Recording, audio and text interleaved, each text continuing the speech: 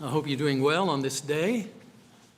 Espero que se encuentren bien en este día, un día muy especial. There's some sadness in the day, but in another Hay way. algo de tristeza en este día, pero de otra manera.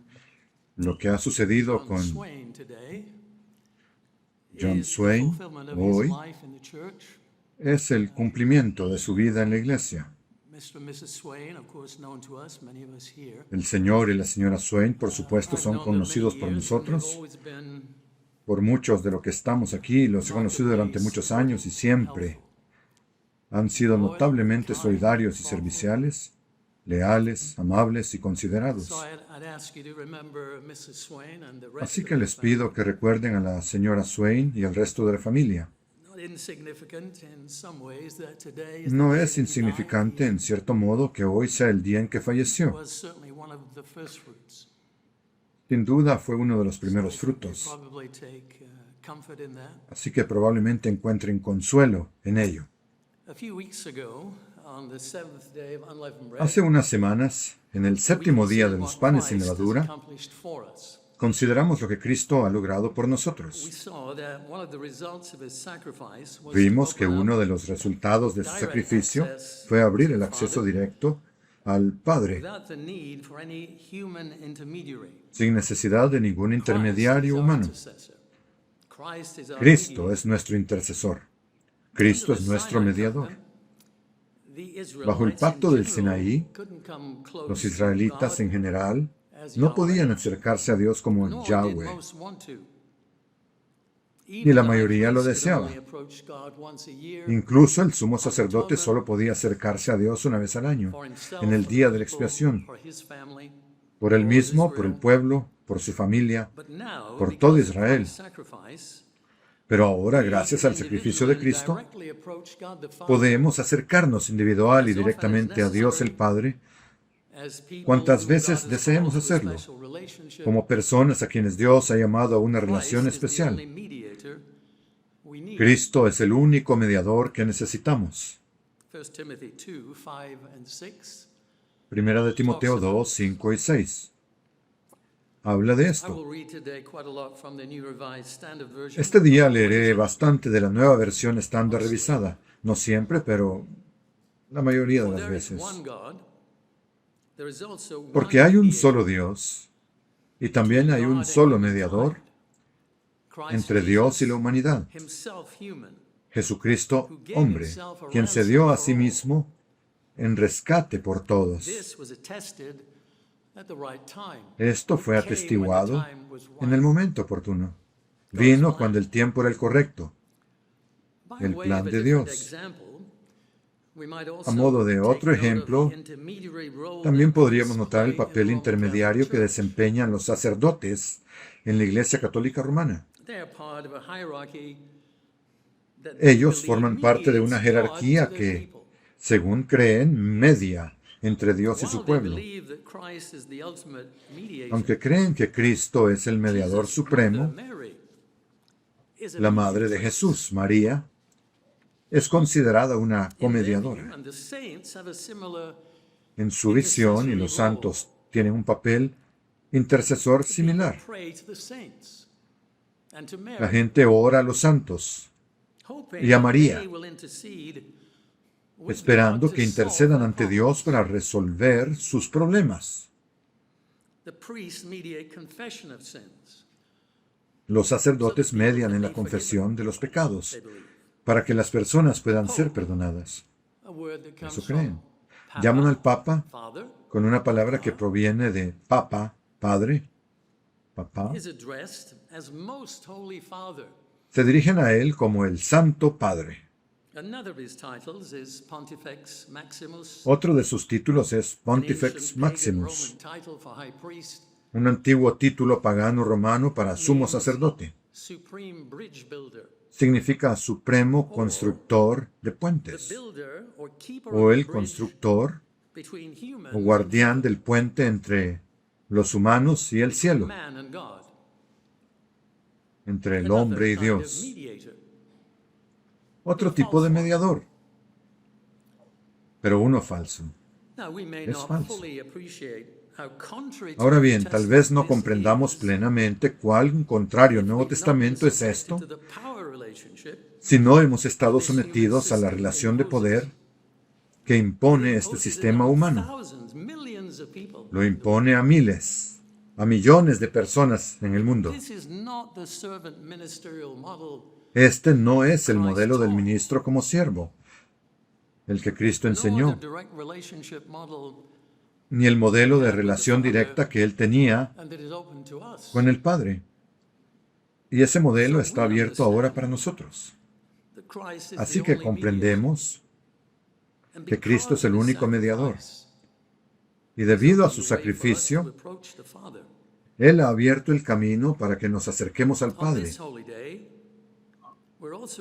En este día santo, también se nos recuerda otra cosa que se ha hecho por nosotros. Esto está muy vinculado al Padre y a Cristo.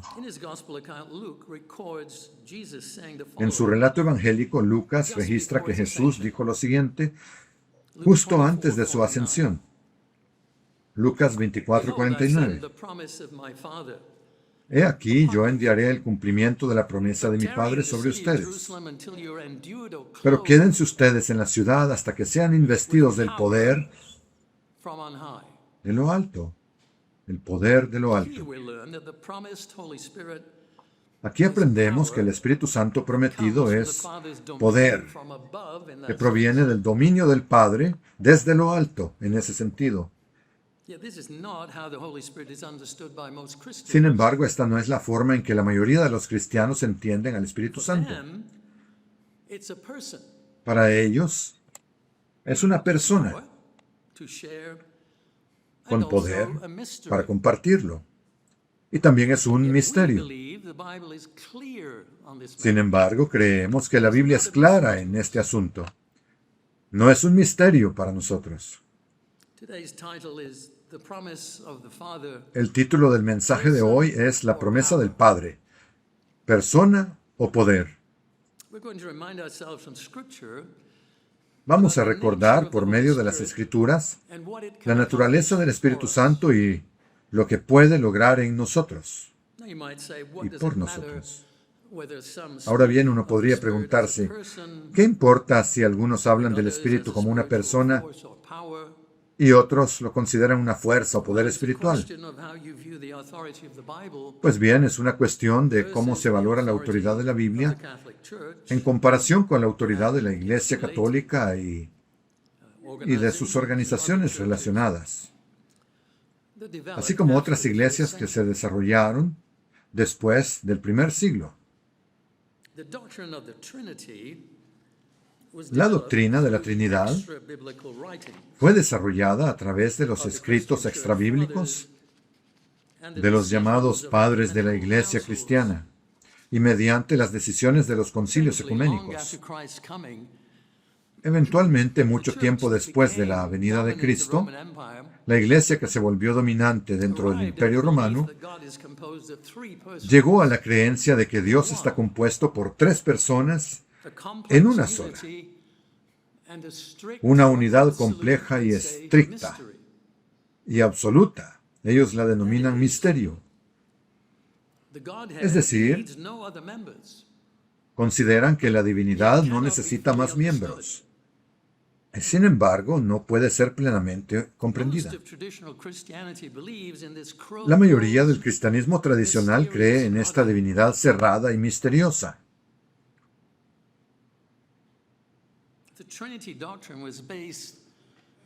La doctrina de la Trinidad se basó en diversos conceptos de la filosofía griega, mientras los obispos y teólogos refinaban su formulación sobre la naturaleza de Dios según su entendimiento. Los conceptos provenían de Platón, de Aristóteles, de los estoicos, de Plotinus. En contraste, la iglesia del primer siglo, establecida por Cristo, entendía que Dios es una familia abierta a expansión y no cerrada ni limitada a tres miembros. ¿Por qué creemos esto?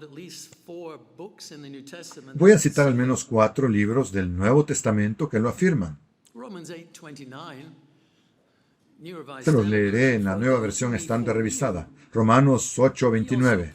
Porque a los que conoció de antemano, también los predestinó para que fueran hechos conforme a la imagen de su Hijo, a fin de que Él sea el primogénito entre una gran familia. Una traducción notable. El primogénito entre una gran familia. Hebreos 2:10.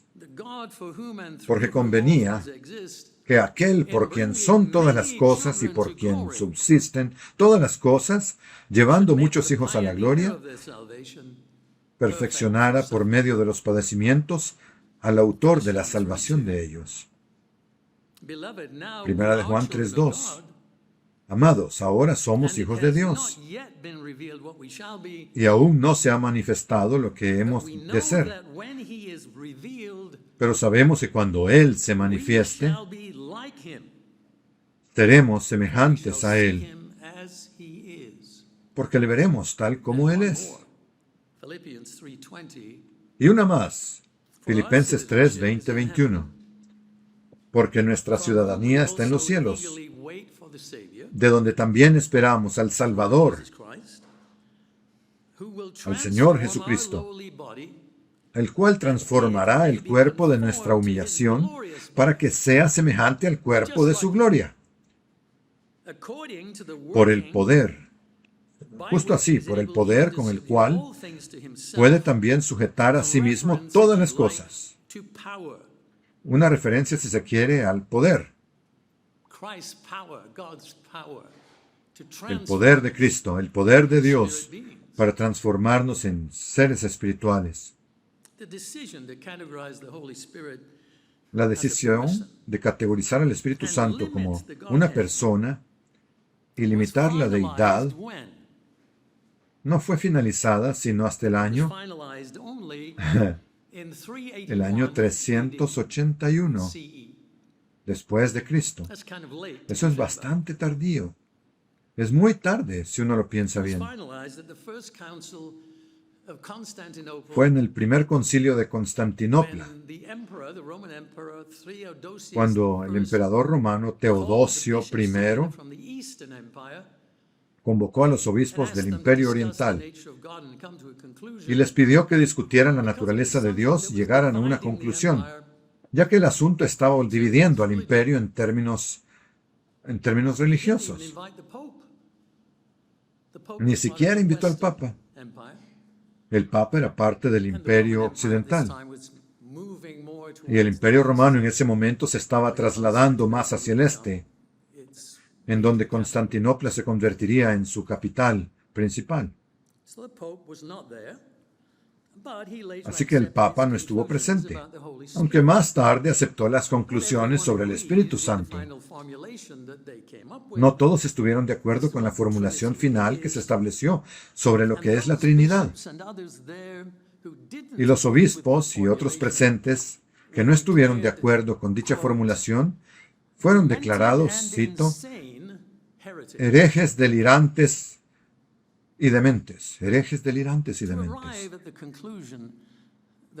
para llegar a la conclusión de que el Espíritu Santo debía ser considerado una persona. También se propusieron diversas escrituras en discusiones previas, versículos en los que se menciona el Espíritu Santo tomando atributos que normalmente se entenderían como acciones de una persona. Por ejemplo, cuando se habla del Espíritu como quien guía, o habla, o enseña, o se entristece. Esto se tomó como evidencia de que es una persona. Un ejemplo, Hechos 13, del 1 al 3. Justo Hechos 13, 1 al 3. Justo antes de que Pablo y Bernabé fueran enviados en su misión. Un grupo de personas está reunido y el Espíritu hace algo. Había entonces en la iglesia que estaba en Antioquía unos profetas y maestros. Es importante notar eso, profetas y maestros. Entre ellos estaban Bernabé, Simón, llamado Níger, probablemente un hombre de África, Níger, en latín significa negro, Lucio de Cirene, también de África, Manaén, que había sido creado con el tetrarca Herodes, y Saulo. Mientras ellos ministraban al Señor y ayunaban, el Espíritu Santo dijo, apártenme, entre comillas, ahora bien. En el griego original no hay comillas, por supuesto, pero el sentido es de una cita directa. Apártenme a Bernabé y a Saulo para la obra a la que los he llamado. Entonces, habiendo ayunado y orado, les impusieron las manos y los despidieron. ¿Cómo hemos de entender esto? ¿Persona o poder? Es una cita. Dice que el Espíritu Santo dijo. Está citando al Espíritu. ¿Habló el Espíritu Santo como hablaría una persona? ¿Estuvo presente, habló y le oyeron? ¿Se le oyó hablar? Estas palabras, entre comillas,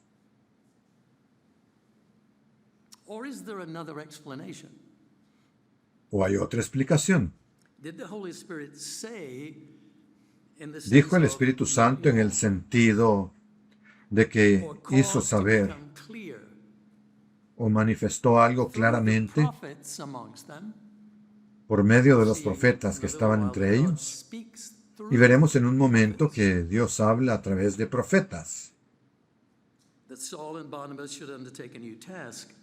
Y que Saulo y Bernabé debían emprender una nueva tarea. El Espíritu Santo sí habla por medio de otros. Veamos Hechos 1:16. Varones hermanos, era necesario que se cumpliese la Escritura que el Espíritu Santo dijo antes por boca de David acerca de Judas, por boca de David, que fue guía de los que prendieron a Jesús. Por boca de David, el Espíritu inspiró a David para que profetizara acerca de la traición de Cristo. Esto hace referencia al Salmo 41:9.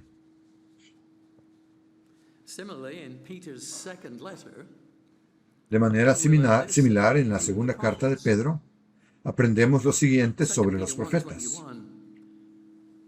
Segunda de Pedro 1:21. Porque nunca la profecía fue traída por voluntad humana, sino que los santos hombres de Dios hablaron siendo inspirados por el Espíritu Santo.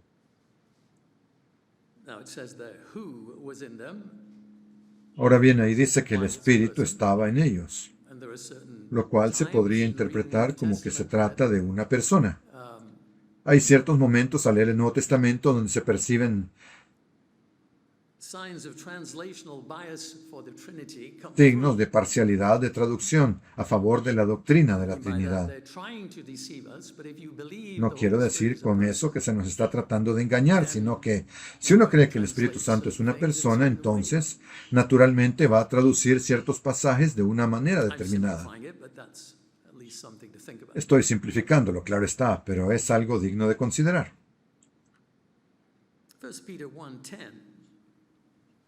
Primera de Pedro 1:10.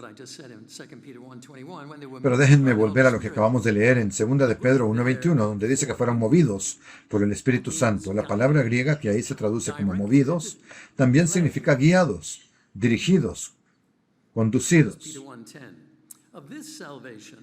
Ahora sí, Primera de Pedro 1:10 al 11. Los profetas que profetizaron de la gracia destinada a ustedes indagaron y diligentemente indagaron acerca de esta salvación, escudrichando qué persona y qué tiempo indicaba el Espíritu de Cristo que estaba en ellos, el cual anunciaba de antemano los sufrimientos de Cristo. El Espíritu en ellos les indicaba de antemano testificaba a ellos acerca de los sufrimientos de Cristo y las glorias que vendrían tras ellos. Esto era algo que estaba contenido en las profecías antiguas. Fue el Espíritu de Cristo quien los inspiró. En los días de los profetas nadie hablaba del Espíritu Santo como una persona. La palabra hebrea para espíritu, ruach,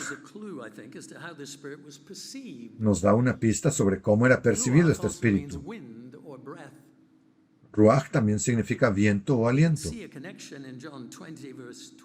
Podemos ver una conexión en Juan 20:22, donde Jesús sopló sobre los discípulos y dijo, reciban el Espíritu Santo.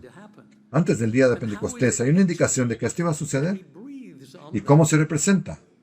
Jesús sopla sobre ellos y dice, reciban el Espíritu Santo. Él está diciendo algo que aún estaba por venir. ¿Puede también el Espíritu Santo enseñar sin ser una persona? Vamos a Juan 14:26.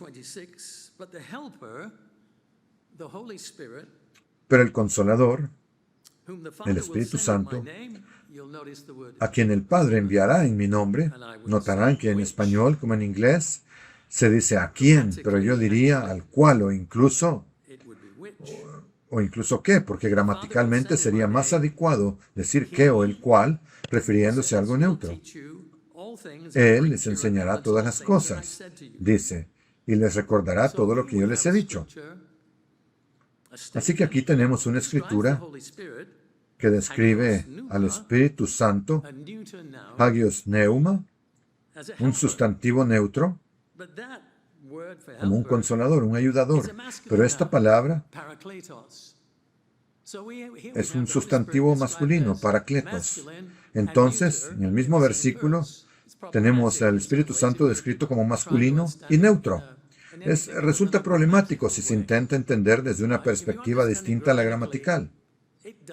Es decir, si se entiende gramaticalmente, no importa que se diga él, porque lo que se está siguiendo gramaticalmente es la palabra parakletos, el consolador. Él hará esto, el parakletos. Pero si se está siguiendo la palabra Espíritu Santo, que es neutra, se tendría que decir eso, el Espíritu Santo, eso lo hará. No intento confundirles.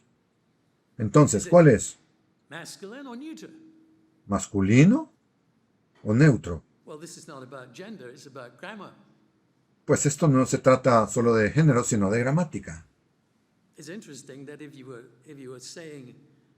Es interesante que si se dijera Espíritu Santo en hebreo, habría que usar ella, porque la palabra ruaj es femenina. Pero nadie hace eso. Por tanto, la cuestión del género es problemática. Y nosotros creemos que el Espíritu Santo es el poder de Dios por todas las demás escrituras que hemos leído.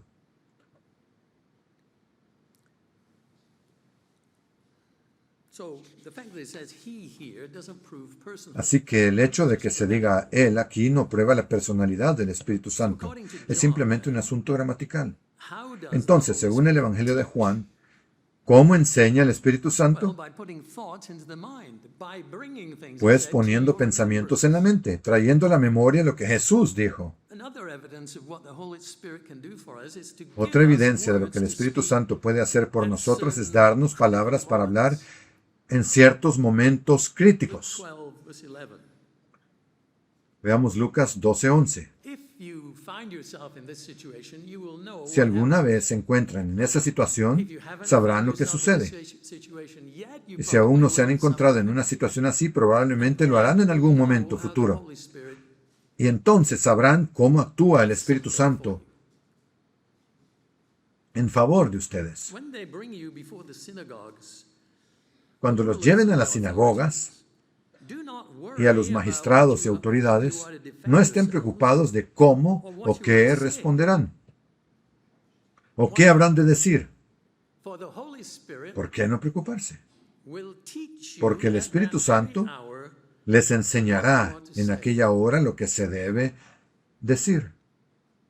a parallel section in Luke shows that the Un Holy pasaje Spirit paralelo en is Mateo also muestra que el Espíritu Santo también es el Espíritu del Padre. Matthew 10, 19 and 20. Mateo 10, 19 y 20. Do not worry about what you are Pero to cuando speak los or what you are entreguen, to say. no se preocupen de cómo o What qué you are to hablarán, say will be given to you at that time. porque les será dado en aquella hora lo que han de decir. For it is not you who speak, Pues no son but the ustedes Spirit los of que your hablan, Father sino el Espíritu de su speaking Padre through you. es quien hablará en ustedes. So if you put those two passages together, the Holy Si Spirit unimos is estos dos speaking pasajes, el through Espíritu you, Santo and está the hablando en Spirit of the ustedes Father is speaking y el through Espíritu you. del That is to Padre say, también está hablando en God's ustedes. Spirit is Es at decir, work. The el same Espíritu de Spirit that Dios God está has is at work in obrando. us through the El mismo Holy Spirit. Espíritu que tiene Dios está actuando en nosotros por medio del Espíritu This Santo. doesn't mean that someone else, I mean, if you think about this Eso no situation, significa que alguien más, es decir, si uno piensa en esta situación, estamos frente a algún concilio y tenemos que decir algo. Estamos esperando que nos vengan palabras para hablar. Pensaríamos, aunque sea por un momento, que hay un ser, otra persona, dentro de nosotros haciendo esto. No, I think God is going to inspire me to say it. No, uno piensa que Dios lo va a inspirar a uno para hablar. Probablemente ya se han encontrado en una situación así. Saying, you know what? The words come to Por favor, ayúdame a encontrar las palabras. ¿Y saben qué? Las palabras vienen. The Father has a spirit, but he doesn't Padre have another tiene un person espíritu. inside of himself. Pero no tiene a otra persona dentro de sí mismo. So the words come to our mind inspired Así que las by palabras God's vienen a Spirit, nuestra the Holy mente, Spirit. inspiradas por Dios, por el How does Espíritu God's del Spirit Padre, el Espíritu relate Santo. to the human spirit?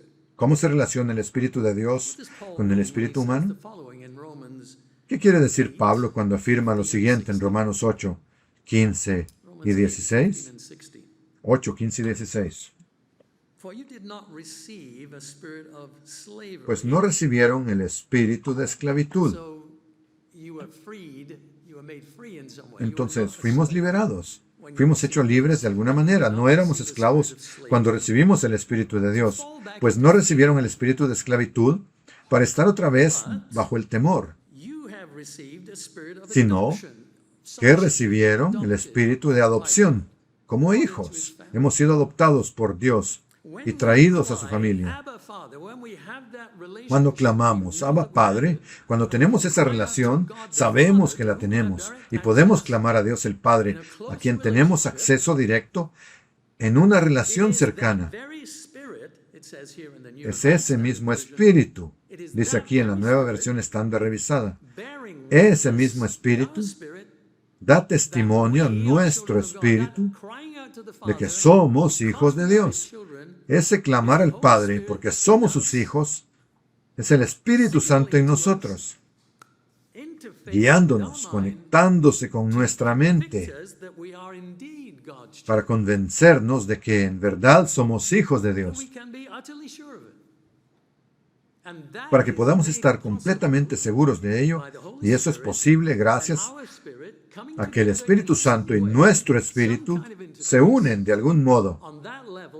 Hay algún tipo de conexión, de interfase a ese nivel, a un nivel espiritual, que nos convence de quiénes somos y en qué creemos. Y eso es lo que nos hace únicos como pueblo de Dios, a ustedes y a mí.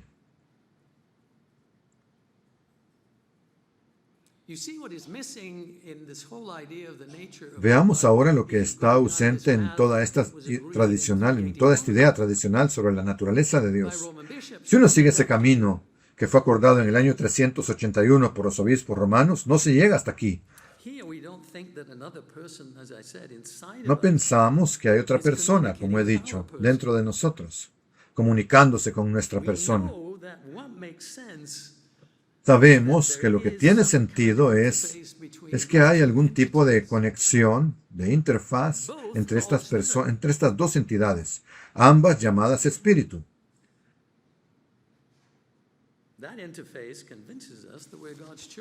Esa conexión o interfaz nos convence de que somos hijos de Dios. Tal vez lo hayan notado si están leyendo otra traducción como la Reina Valera.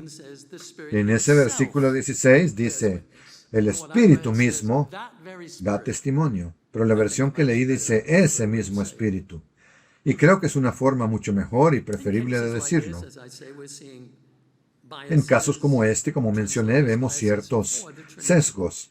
Los sesgos de los traductores en favor de la Trinidad, sus preferencias.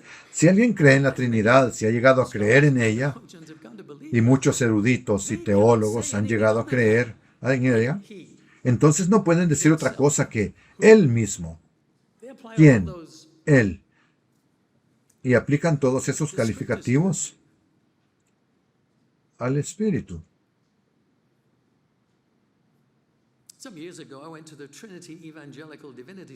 Hace algunos años fui al Seminario Teológico Evangélico de la Trinidad, no como alumno, para que no lo malentiendan.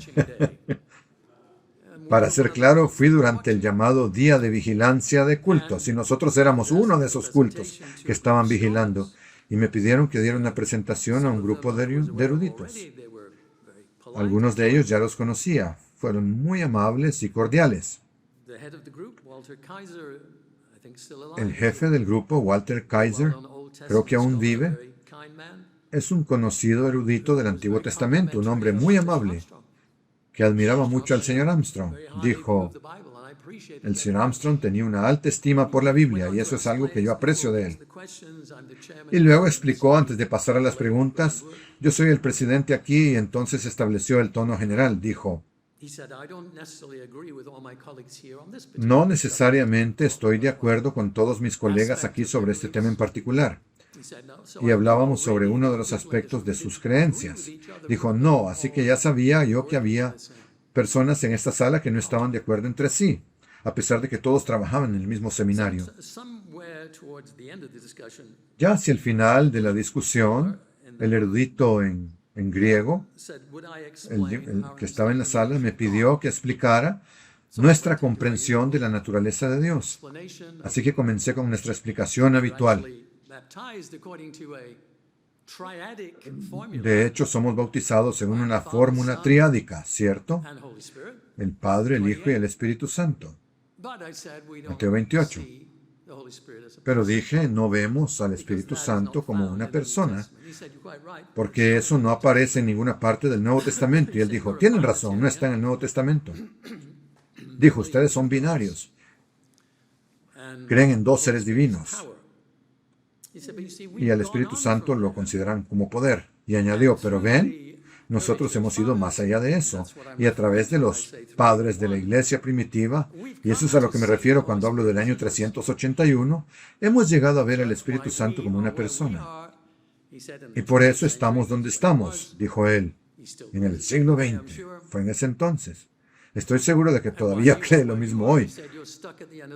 Y añadió, y ustedes están donde están atrapados al final del siglo I. Yo respondí, sí, y no tenemos ningún problema con eso. Ese es el punto donde termina el Nuevo Testamento. ¿Está bien?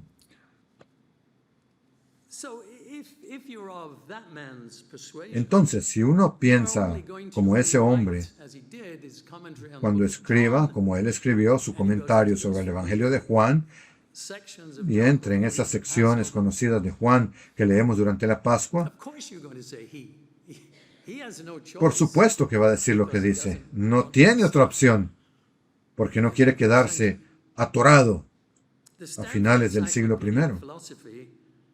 La Enciclopedia de Filosofía de Stanford, en su entrada sobre la Trinidad, afirma que no hay ninguna escritura ni en el Antiguo ni en el Nuevo Testamento que describa al Espíritu Santo como una persona. Esto, dice, es un desarrollo posterior del siglo IV. ¿Comprende usted dónde estamos en todo esto? No es necesario avergonzarnos de estar atrapados o atascados a finales del siglo I. Incluso la Enciclopedia de Filosofía de Stanford lo respaldará al decir que no hay ninguna escritura en el Antiguo ni en el Nuevo Testamento que diga que el Espíritu Santo es una persona. Eso es algo que se desarrolló posteriormente.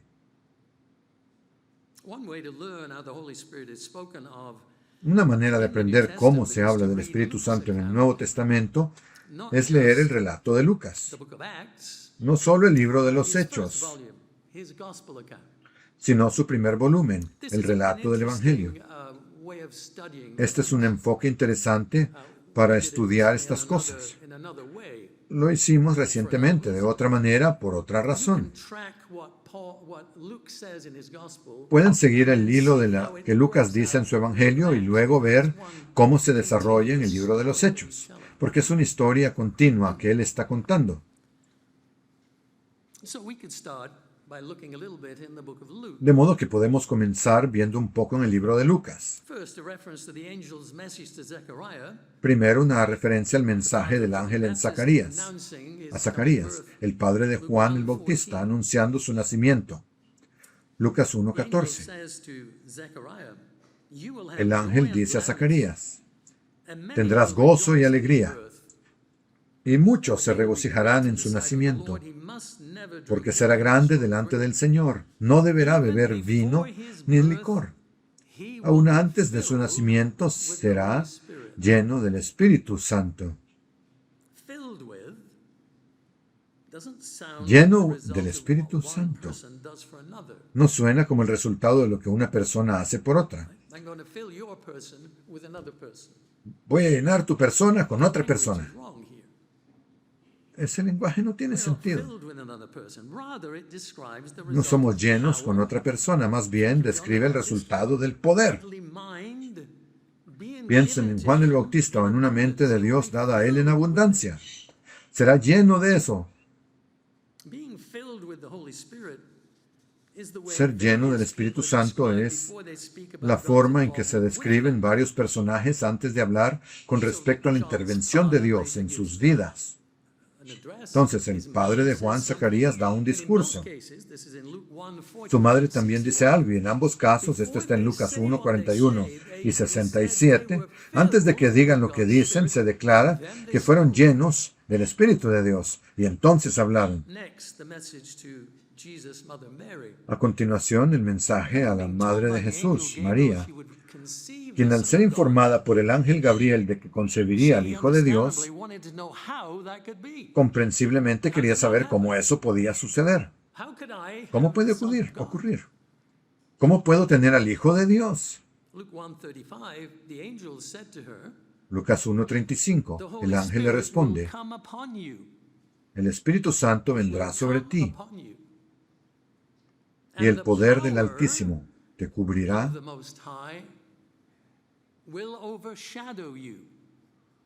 Te cubrirá con su sombra.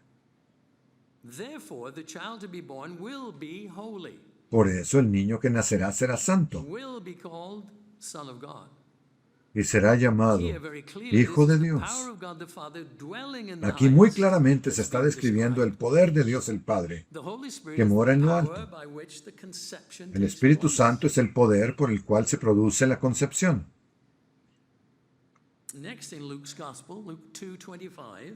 Luego, en el Evangelio de Lucas 2:25, había un hombre en Jerusalén llamado Simeón. Este hombre era justo y piadoso, devoto, y esperaba la consolación de Israel. Y el Espíritu Santo estaba sobre él. Le había sido dado, le había sido revelado por el Espíritu Santo que no vería la muerte antes de haber visto al Mesías, el Señor. Guiado por el Espíritu, Simeón fue al templo. ¿Persona o poder?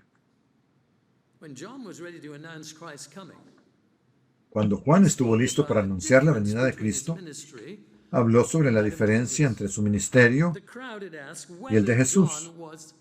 La multitud le había preguntado si él era el Cristo. Lucas 3:16.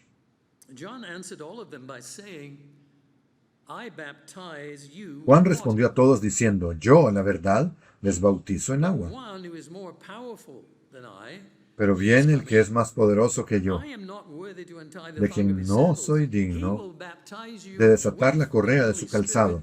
Él les bautizará en el Espíritu Santo y fuego.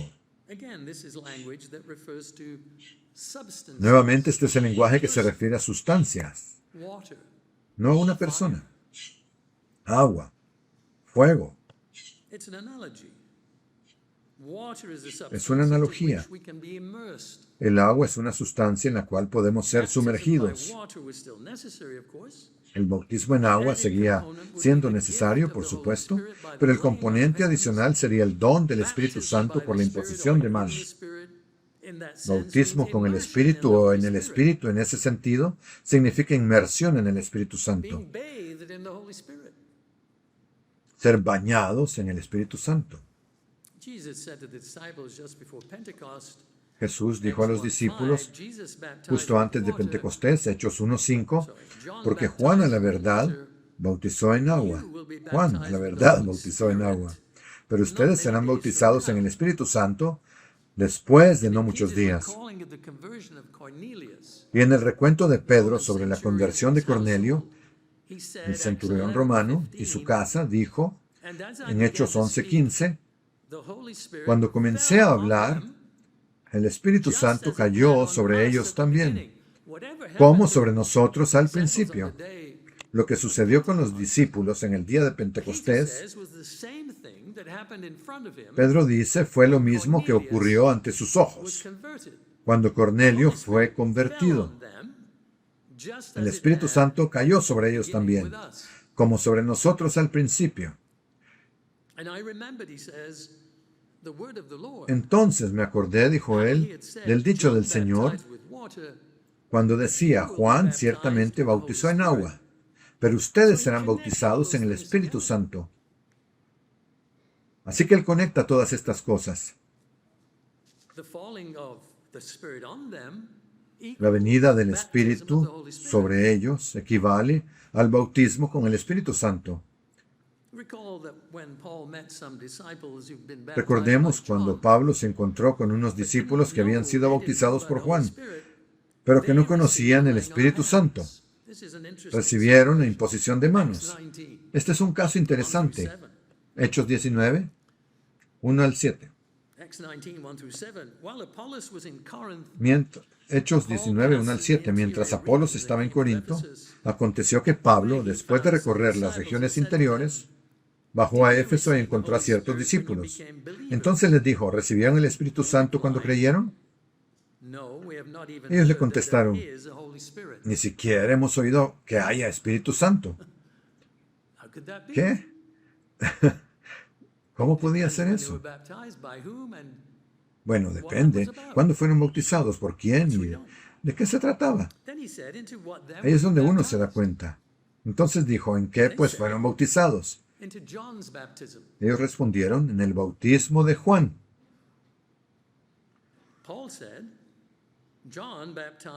Y dijo Pablo, Juan bautizó con el bautismo de arrepentimiento, diciendo al pueblo que creyeran en el que había de venir después de él, es decir, en Jesús. Eso era solo el primer paso. Estaba preparando a un pueblo para Cristo, cuando Él viniera. Fuera de eso, el Espíritu Santo aún estaba disponible, ¿verdad? Pero ellos ni siquiera entendían qué era el Espíritu Santo. Cuando oyeron esto, fueron bautizados en el nombre del Señor Jesús. Un bautismo diferente. Y cuando Pablo les impuso las manos, como dice a continuación, vino sobre ellos el Espíritu Santo. Vino sobre ellos el Espíritu Santo y ellos hablaron en lenguas y profetizaban. Eran entre todos como 12 hombres, nuevamente lenguajes de poder, no de persona. Alguien podría decir, ¿por qué no termina aquí? Ya nos dijo lo que dice la Enciclopedia de Filosofía de Stanford. ¿Por qué seguimos con esto? Porque quiero que ustedes sepan dónde están parados. Si un oyente les pregunta, ¿pueden explicarlo? Es necesario ser capaces de explicar estas cosas. No es necesario que dentro de algunos años les ocurra lo mismo que algunos de nosotros aquí tuvimos que vivir cuando nos acorralaban y nos decían que el Espíritu Santo era una persona. Estoy hablando dentro de la iglesia en ese tiempo. Y por eso la organización de la cual venimos ahora es trinitaria. Me estaba divirtiendo con una de las herramientas de inteligencia artificial que usamos de vez en cuando, como un asistente de investigación, algo que uno consulta. Es interesante. Así que le pregunté, dime quiénes son los binarios hoy día. ¿Y qué es un binario? Bueno, se refiere al Padre y al Hijo, el Espíritu Santo es un poder. Y decía que duró un tiempo, daba ejemplos de hoy en día, decía, la Iglesia de Dios en todo el mundo, y entre paréntesis, bueno, ahora se han movido hacia la ortodoxia, son trinitarios. Ahora son trinitarios. Y antes eran binarios. Eso es lo que me dijo la inteligencia artificial.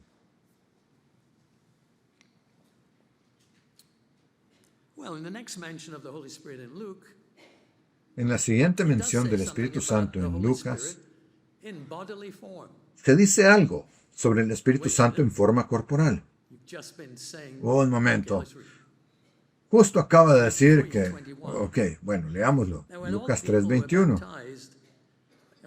Ahora bien, cuando todo el pueblo fue bautizado, y cuando Jesús también fue bautizado y estaba orando, el cielo se abrió y el Espíritu Santo descendió sobre él en forma corporal, como una paloma. Una forma corporal. ¿Cómo qué? Como una paloma. No una paloma, sino como una paloma. Parecía una paloma. ¿Era una paloma? No, no era una paloma, era como una paloma.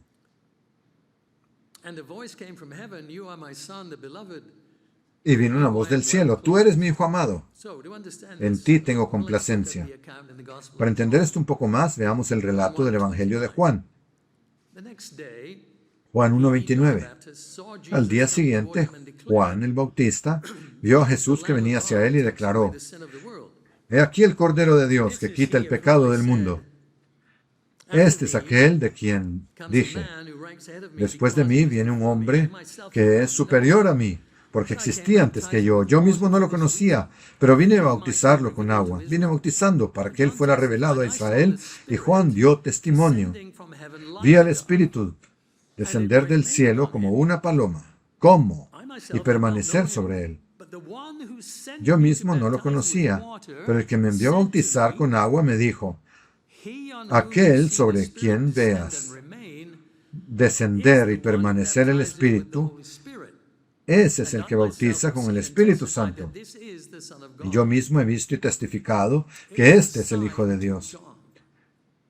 Se le reveló a Juan, era una señal para Juan, se le reveló a Juan que este era el Cristo. No era para decirnos que el Espíritu Santo tiene forma corporal. Es una revelación, una señal para Juan. Y él entendió que este era el Cristo del que había estado enseñando a la gente, que vendría. Este era el elegido. Y descendió el Espíritu como una paloma.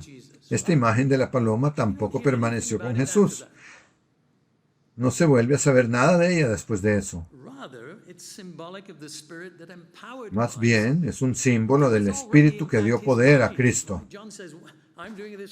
De hecho, ya estaba en su mente. Juan dice, yo haré esto por ti, ¿por qué no lo haces tú? Tú deberías hacer esto por mí. Y Cristo dice, hazlo, porque así es como debe cumplirse la justicia. Esto debe hacerse así. Debe hacerse.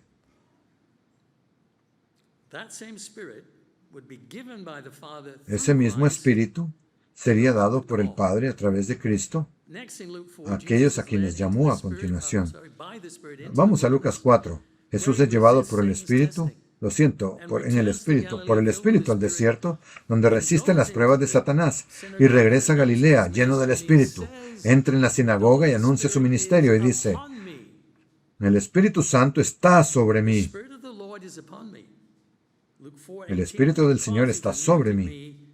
Lucas 4:18, porque me ha ungido para llevar buenas nuevas a los pobres. Me ha enviado a proclamar la liberación a los cautivos y la recuperación de la vista a los ciegos, para dejar libres a los oprimidos. Es el poder de Dios que descansa sobre él para realizar su ministerio. ¿Por qué Jesús nunca menciona al Espíritu Santo en relación con lo que está haciendo?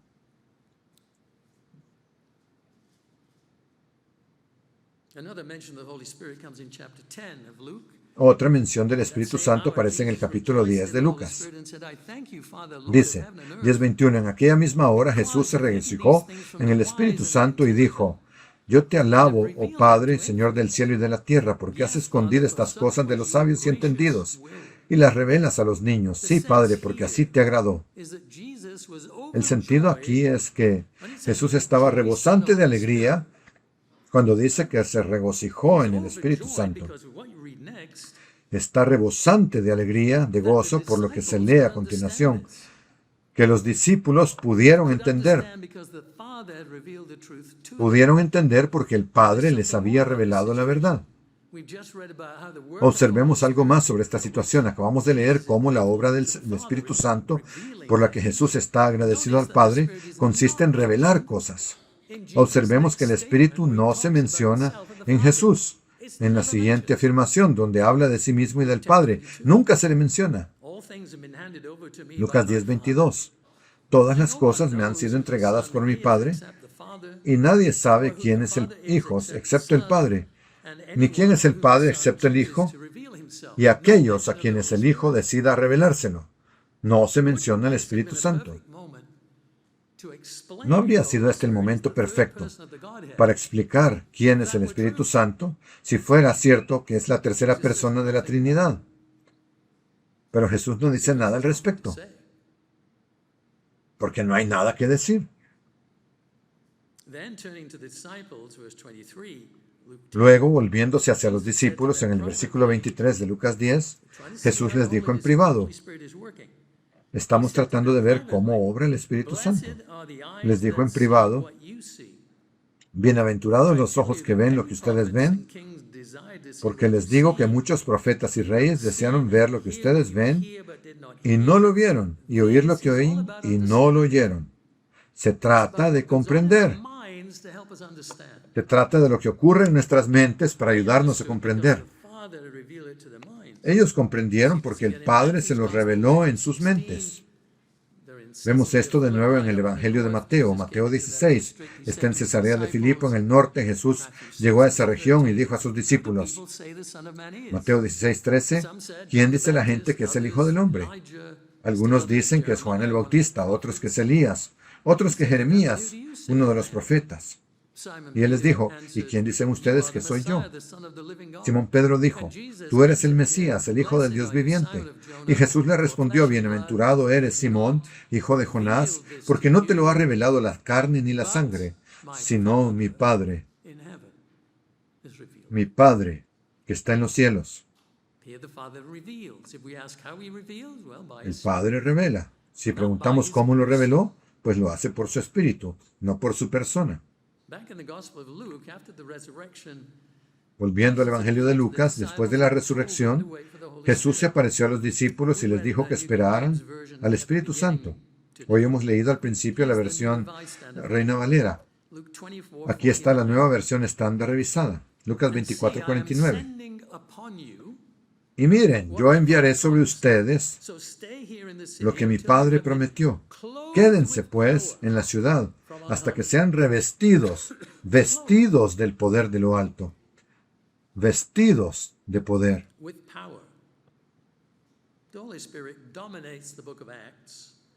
El Espíritu Santo domina el libro de los Hechos por una buena razón.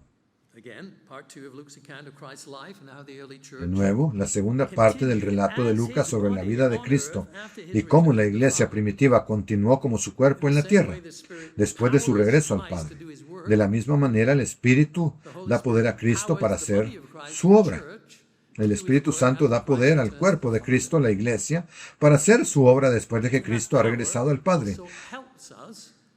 Y ese poder también nos ayuda, nos consuela, nos conforta, dependiendo de cómo se traduzca esta palabra, paracletos. Está ahí para ayudarnos, está a nuestro lado. Hay diferentes maneras de entenderlo. Domina el libro. Podemos esperar ver la evidencia del mismo Espíritu que dio poder a Cristo. Entonces, dando poder a la iglesia. Hechos 1:2. En el primer libro dice, Teófilo, te escribí acerca de todo lo que Jesús hizo y enseñó desde el principio hasta el día en que fue llevado al cielo, después de dar instrucciones a los discípulos por medio del Espíritu Santo. Así que aquí leemos que las instrucciones de Cristo se transmiten a través del Espíritu Santo, que hemos visto obrando en sus mentes antes de su muerte. Jesús explicó que el Espíritu Santo estaba con ellos y estaría en ellos, guiándolos. Juan 14:15. Si me aman, guarden mis mandamientos. Y yo rogaré al Padre y les dará otro consolador para que esté con ustedes para siempre. Este es el Espíritu de verdad, a quien el mundo no puede recibir porque no lo ve ni lo conoce. Ustedes lo conocen porque permanece con ustedes y está en ustedes. Hay varias cosas que analizar aquí, ya lo he mencionado un poco. Ya hemos hablado del defensor, el ayudador, el consolador, no una persona, sino una ayuda espiritual del mismo Padre, la promesa del Padre. Pero hay más aquí. Aquellos con quienes Dios obrará son los que guardan los mandamientos que Jesús enfatizó a lo largo de su ministerio. Estos son los que recibirán el Espíritu Santo como el Espíritu de la verdad, no otros. Sin estos atributos, el mandamiento, el cumplimiento y el don del Espíritu Santo a través del bautismo, nadie llegará a la verdad. Nadie. No es posible. No es posible comprender la naturaleza del Espíritu Santo sin entender una verdad revelada.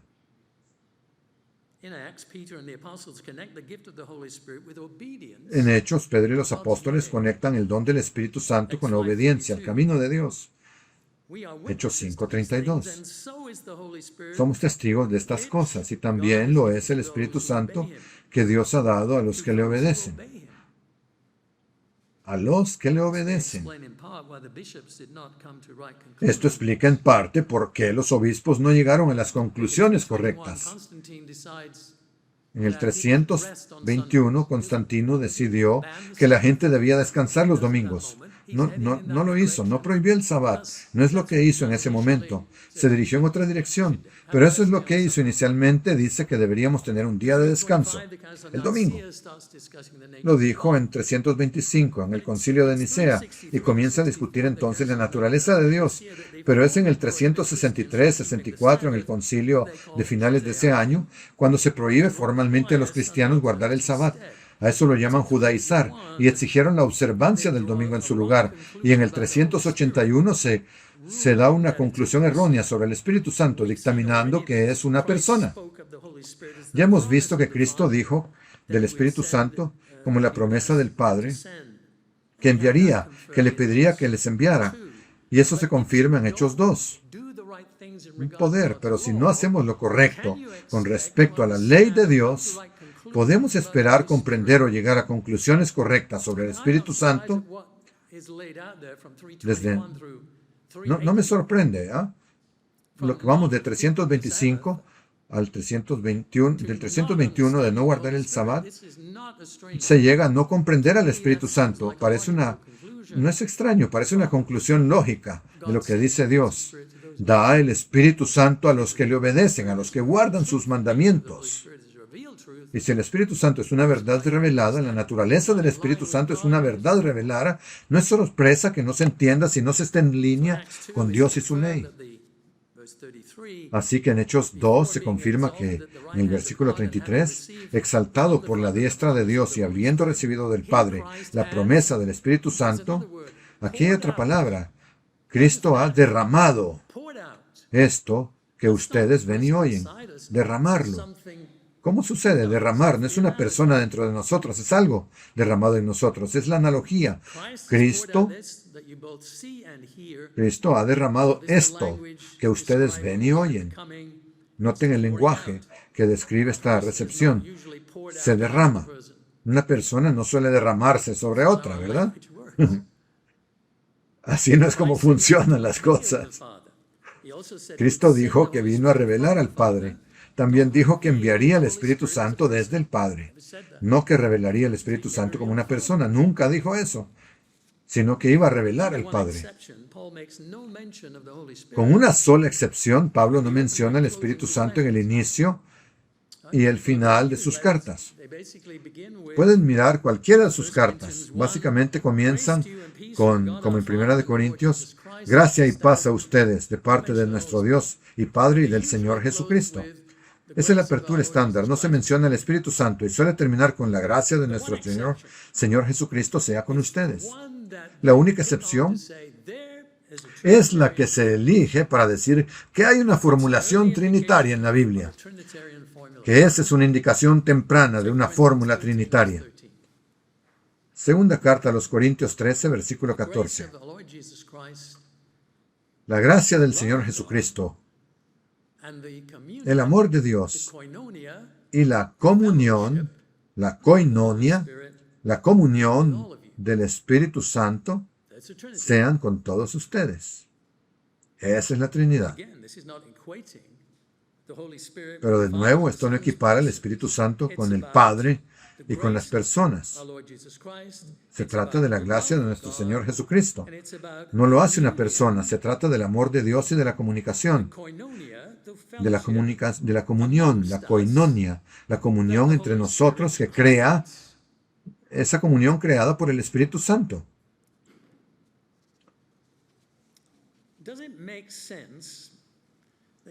¿Tiene sentido que Cristo evitara revelar algo tan fundamental como la personalidad del Espíritu Santo cuando reveló al Padre a los discípulos y que luego esperara 350 años para que la Iglesia descubriera finalmente esa perspectiva? Sin embargo, eso es exactamente lo que se pide creer a los cristianos. Bueno, es que simplemente no les dijo todo al inicio. Dejó que se dieran cuenta 350 años más tarde. Y nosotros estamos estancados, atascados a finales del siglo II o I. ¿Dónde creen que se han quedado estancados los trinitarios? Se han quedado estancados con todo tipo de ideas filosóficas griegas del siglo IV. Ahí es donde están. No ha habido avances, que yo sepa, aparte de gente que no está de acuerdo con ello, o que dice en realidad hay 6, 3 aquí, 3 ahí arriba, o 4, y todo tipo de ideas. Pero básicamente no ha habido ningún cambio en la doctrina trinitaria desde que se elaboró.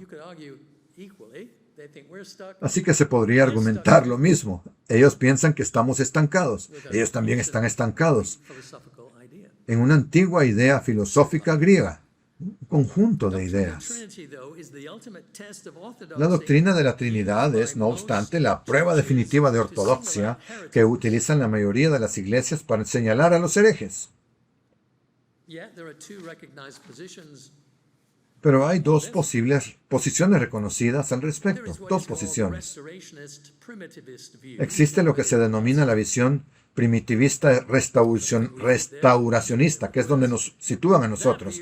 No encajamos ahí, pero ahí nos sitúan.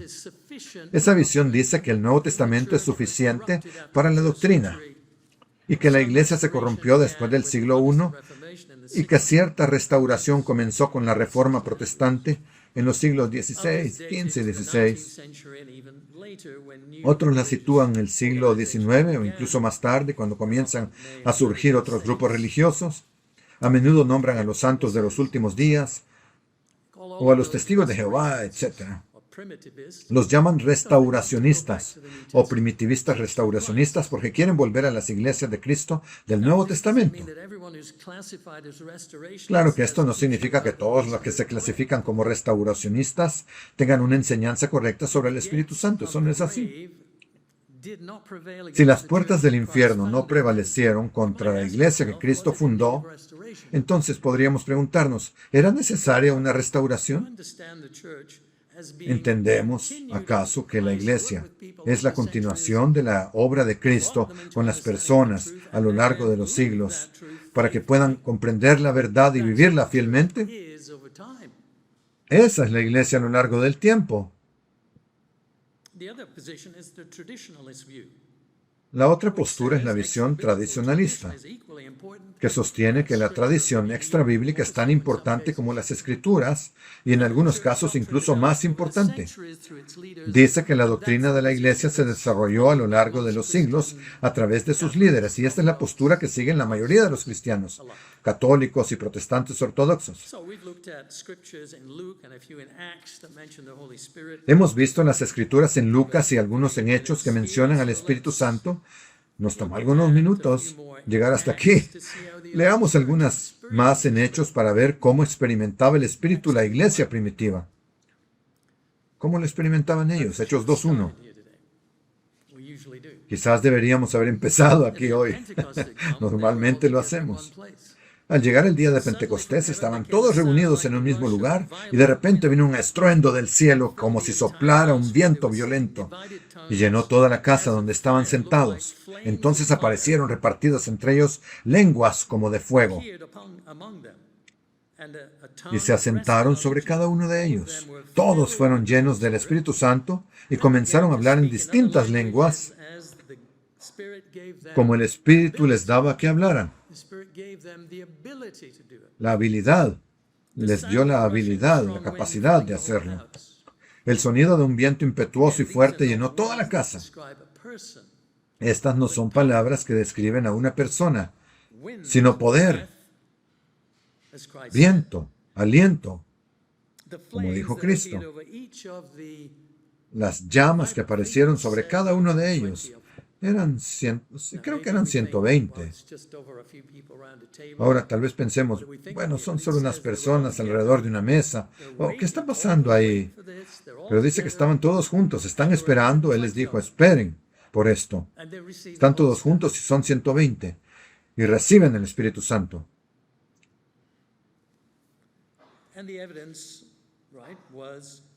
Y la evidencia fue la presencia de Dios en llamas. Ahora bien, varias escrituras hablan de la presencia de Dios en relación con el fuego. Ezequiel 1 describe el carruaje del trono de Dios. ¿Cómo se le conoce? El fuego es una parte muy importante de esa visión. Éxodo 3:2 hasta el 6. Dios se le aparece a Moisés en una llama de fuego, en la zarza ardiente. Más tarde, en Éxodo 19, el monte Sinaí se envolvió en humo porque el Señor había descendido sobre él en fuego. Eso está en el 18, de hecho, de Éxodo 19. En Hechos 2, una vez más, como resultado del Espíritu Santo, los discípulos pudieron hablar temporalmente en lenguas conocidas. Ahora, en Hechos 2:4 se habla de glosa, lenguas, pero luego se pasa a hablar de dialectos. La palabra griega para dialecto aparece 2 veces en el versículo 6.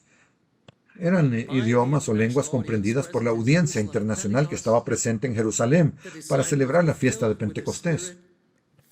Los discípulos estaban llenos del Espíritu para este acontecimiento especial, porque ellos ya eran personas bautizadas y habían llegado a un cierto tipo de comprensión. Ellos ya tenían comprensión y ya contaban con el Espíritu dentro de ellos. Y aquí reciben una cantidad especial, por así decirlo. Reciben una extra dosis para hablar otro idioma. Es solo algo temporal, una señal. Hay otros ejemplos de estar llenos del Espíritu Santo para eventos o tareas especiales. Vemos el papel del Espíritu Santo en la resolución de problemas. Imaginemos que estamos ante un tribunal y se nos exige responder a todas estas preguntas que surgen. ¿No nos vendría bien algo de ayuda? Consideremos entonces la audacia al enfrentarse a la oposición, la valentía de la oposición a la obra de Dios tras la curación del hombre cojo. Pedro y Juan estaban en la cárcel, fueron llamados ante las autoridades religiosas y hablaron con valentía, movidos por el Espíritu Santo. Esto les dio no solo palabras que decir, sino también confianza y seguridad. Y decían de ellos, pero si son solo hombres comunes, son personas sin estudios. Sin embargo, hablan con tanta confianza sobre lo que ha pasado aquí. Versículo 13, y viendo la valentía de Bueno, vamos a 4:8 primero. Entonces Pedro, lleno del Espíritu Santo, les dijo, y luego da el discurso, que dice que la regla es clara sobre lo que está sucediendo. Y en el 13 dice, y viendo la valentía de Pedro y de Juan, y teniendo en cuenta que eran hombres sin letras e indoctos, se asombraban y reconocían que habían estado con Jesús. Es el mismo efecto que experimentan los hermanos cuando Pedro y Juan regresan tras ser liberados. Todos estaban llenos del Espíritu Santo y actuaron con valentía. 4:31 de Hechos. Cuando acabaron de orar, el lugar en donde estaban reunidos tembló, y todos fueron llenos del Espíritu Santo y hablaron la palabra de Dios con valentía. Ya tenían el Espíritu de Dios tras su conversión. Aquí estaban recibiendo un poder adicional, una extradosis. En otra situación se dice que el Espíritu Santo vino sobre las personas. Hechos 8:14-17. Los apóstoles que estaban en Jerusalén al oír que Samaria había recibido la palabra de Dios, les enviaron a Pedro y a Juan, los cuales descendieron y oraron por los samaritanos para que recibieran el Espíritu Santo, porque aún no había descendido sobre ninguno de ellos el Espíritu Santo, solamente habían sido bautizados en el nombre de Jesús. Entonces les impusieron las manos y recibieron el Espíritu Santo. Aquí dice descender sobre ellos o caer sobre ellos, lo cual no coincide con la llegada de una persona. Una situación similar, el relato de Cornelio, que ya he mencionado, y solo lo citaré en Hechos 10:44-48. Quizá uno de los mayores problemas que surgieron en la iglesia primitiva fue la persecución provocada por Saulo, que arrastraba a los seguidores de Cristo fuera de sus hogares y los encarcelaba, y estaba presente cuando Esteban fue apedreado hasta la muerte. Y la situación empeoraba hasta que Cristo intervino. Saulo estaba extendiendo su persecución a Damasco y Siria. Ya conocemos bien esta historia. Lo que quiero destacar aquí es que el problema de Saulo se resolvió. Se resolvió de una manera que ni ustedes ni yo habríamos imaginado. ¿Cuál habría sido nuestra solución? Bueno, deshacerse del tipo, ¿no? Hacer que se caiga del caballo. Pero cualquier cosa para convertirlo, no se nos ocurriría eso. Eso es exactamente lo que hizo Dios. Y lo hizo por medio del Espíritu Santo. Hechos 9:17. Entonces Ananías fue y entró en la casa, le puso las manos encima y dijo, Saulo, hermano, el Señor Jesús, que se te apareció en el camino por donde venías, me ha enviado para que recuperes la vista. Probablemente hay un doble significado aquí. Y sea lleno del Espíritu Santo, para poder ver correctamente, espiritualmente, a través del Espíritu Santo, para comprender, para que se revelen las cosas, para ser valiente cuando sea necesario. Cuando Pablo dijo lo que dijo sobre su vida después de esto, es revelador en términos de poder espiritual. Romanos 15:17. Tengo pues de qué gloriarme en Cristo Jesús en las cosas que se refieren a Dios, porque no me atrevería a hablar de nada que Cristo no haya hecho por medio de mí para la obediencia de los gentiles, por palabra y obra, con poder de señales y prodigios, con el poder del Espíritu de Dios, de modo que desde Jerusalén hasta los alrededores del Ilírico lo he llenado todo con el Evangelio de Cristo. En 2 Timoteo 1:8 dice, no te avergüences de dar testimonio de nuestro Señor ni de mí, prisionero suyo. Le escribe a Timoteo, más bien sé partícipe conmigo de los sufrimientos del Evangelio, según el poder de Dios. Apóyate en eso. Eso es lo que ayudaría a salir adelante. Fue Él quien nos salvó y nos llamó con santo llamamiento.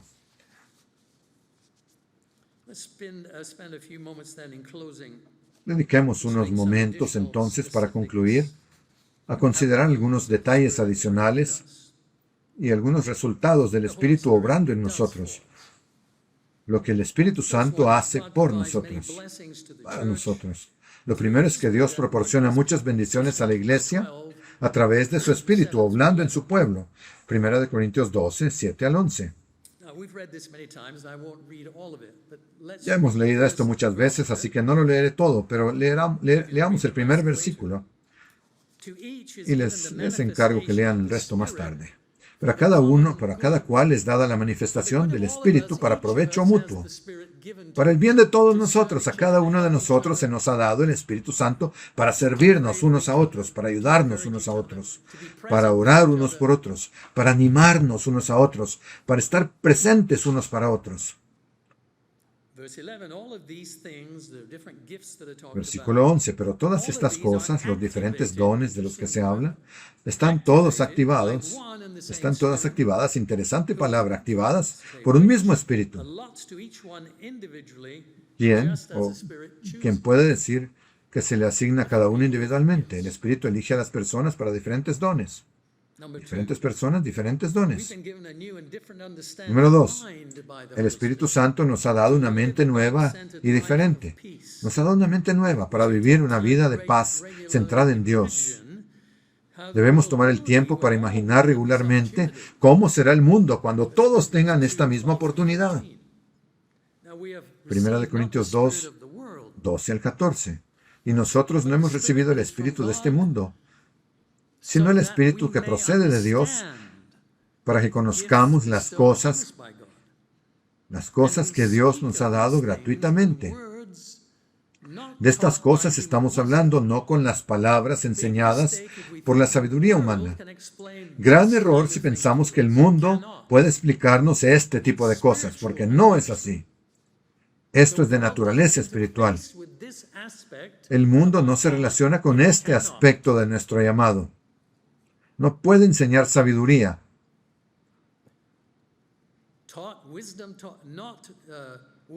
Solo puede enseñar palabras distintas a las enseñadas por la sabiduría humana.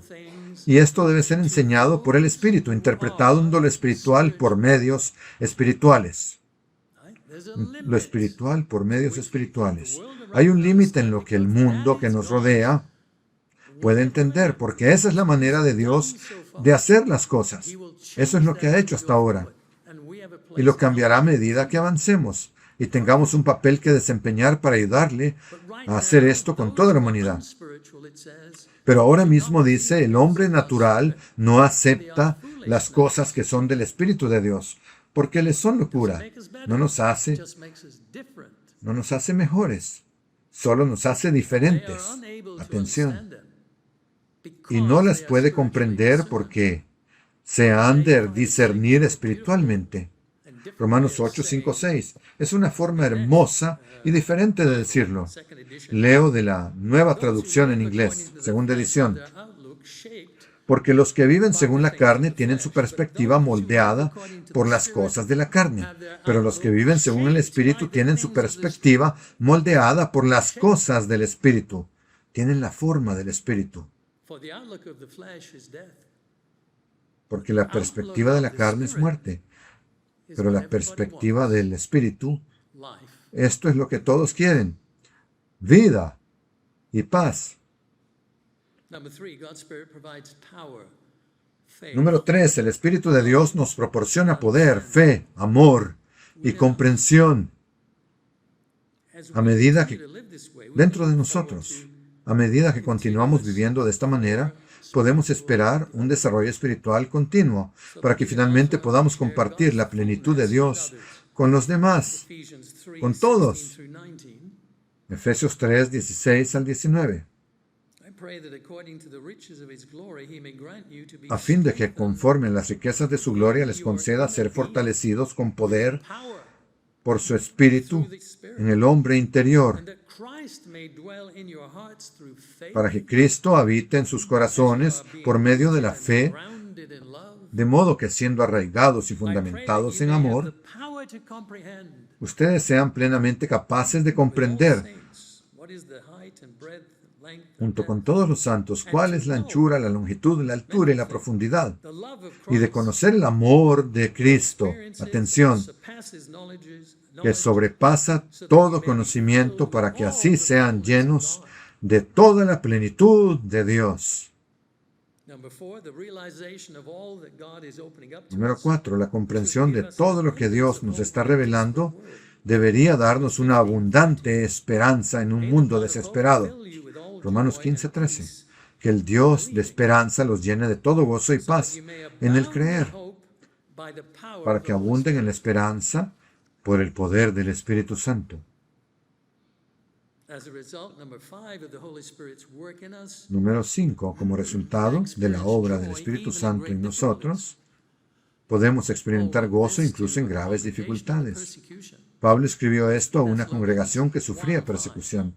Primera carta a los Tesalonicenses 1:5. Por cuanto nuestro evangelio no llegó a ustedes solo en palabras, sino también en poder y en el Espíritu Santo y en plena convicción. Ustedes saben de qué manera actuamos entre ustedes a favor de ustedes. También se hicieron imitadores de nosotros y del Señor, recibiendo la palabra en medio de gran tribulación, con gozo del Espíritu Santo.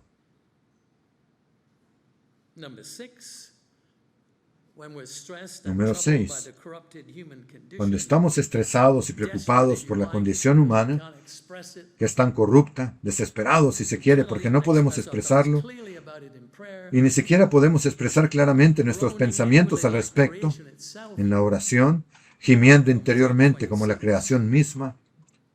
Romanos 8:26. Entonces, también el Espíritu Santo nos ayuda en nuestras debilidades, porque no sabemos cómo debiéramos orar. Pero el Espíritu mismo, no el Espíritu, no es Él, sino ese mismo Espíritu, intercede con gemidos demasiado profundos para expresarlos con palabras, cosas que no se pueden expresar. Y Dios, que escudriña los corazones, sabe cuál es la intención del Espíritu, porque el Espíritu intercede por los santos según la voluntad de Dios. Cristo es nuestro intercesor ante el Padre cuando pecamos. Eso sucede ante el trono de Dios. El Espíritu Santo, por otro lado, intercede para ayudarnos con nuestra incapacidad de expresar lo que sentimos en este mundo corrupto, gimiendo como gime la creación. Crecemos. Este Espíritu gime para ayudarnos. Número 7. No debemos tener miedo a pesar de las circunstancias. Segunda carta a Timoteo 1:7. Porque no nos ha dado Dios un espíritu de cobardía, sino de poder, de amor y de dominio propio. Número 8 y último. Dios nos ha apartado por su Espíritu Santo prometido y por la fe en la verdad para convertirnos en los primeros frutos del plan de Dios para salvar a la humanidad, lo cual es lo que celebramos en este día. Efesios 1:13. En Él también ustedes, habiendo oído la palabra de verdad, el evangelio de su salvación, y habiendo creído en Él, fueron sellados con el Espíritu Santo que había sido prometido, el cual es la garantía de nuestra herencia para la redención de lo adquirido, para la alabanza de su gloria. Segunda de Tesalonicenses 2:13.